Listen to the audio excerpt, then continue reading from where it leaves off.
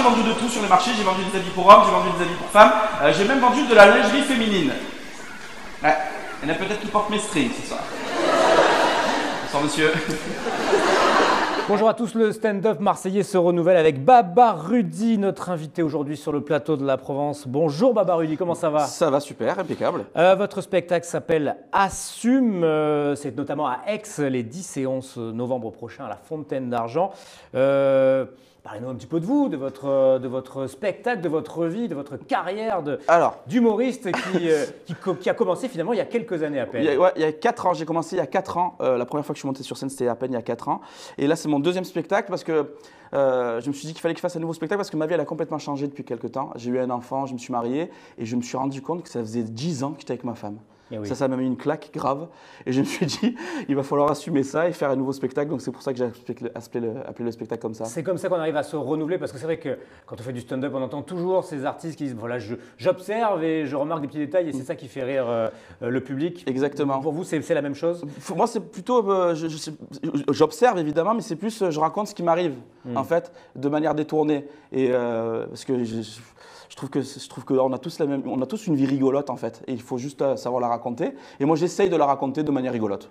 Comment vous êtes arrivé à faire du stand-up à 30 ans, 32 ans? Comment ça a commencé? Vous avez aujourd'hui 36 ans, mais voilà, vous avez changé de carrière. Vous faisiez quoi avant? Moi, je faisais les marchés. Je faisais les marchés. À Marseille? À Marseille, ouais. À Marseille, dans la région. À la Plaine, non? Non, pas la Plaine. Non. Oui, quand j'ai commencé un petit peu sur la Plaine, mais heureusement, c'était pas maintenant.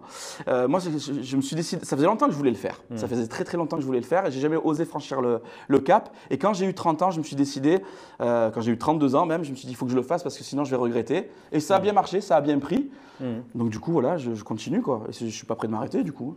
Alors, j'ai dit humoriste stand-up marseillais, mais finalement, est-ce que vous êtes marseillais en effet, mais est-ce que vous jouez sur cette corde marseillaise tant que ça? Non, pas tant que ça, parce que évidemment dans mon spectacle, et je explique, dans le premier spectacle, je dis que je suis de Marseille, mais je joue pas là-dessus en fait. Moi, c'est vraiment beaucoup plus universel en fait, peut-être. J'essaie de parler, je parle du couple, je parle du fait voilà, que je suis papa, donc il n'y a pas besoin d'être Marseillais pour faire ça. Donc ça parle un petit peu à tout le monde, voilà, pas forcément que les Marseillais. Est-ce que c'est facile? On imagine que non, mais racontez-nous comment faire sa place quand on arrive dans l'univers du stand-up. Ça, j'aimerais bien connaître la réponse, mais c'est dur de se faire sa place. Je pense que c'est une histoire de créneau en fait, une histoire de créneau, une histoire de timing. À un moment donné, on arrive au bon moment. Mais malheureusement, on ne sait pas quand. Donc c'est ça le problème. Mais il ne faut pas s'arrêter. Je pense qu'il faut continuer jusqu'à que ça tombe. Et, vous avez mis du temps à trouver votre public, à remplir les salles? À remplir les salles, ouais, j'ai mis un petit peu. Au début, j'ai rempli assez facilement au tout début parce que j'ai eu mon premier cercle. Ma famille et mes amis, on est quand même assez nombreux. J'ai fait 5 mois complets juste avec mon premier cercle.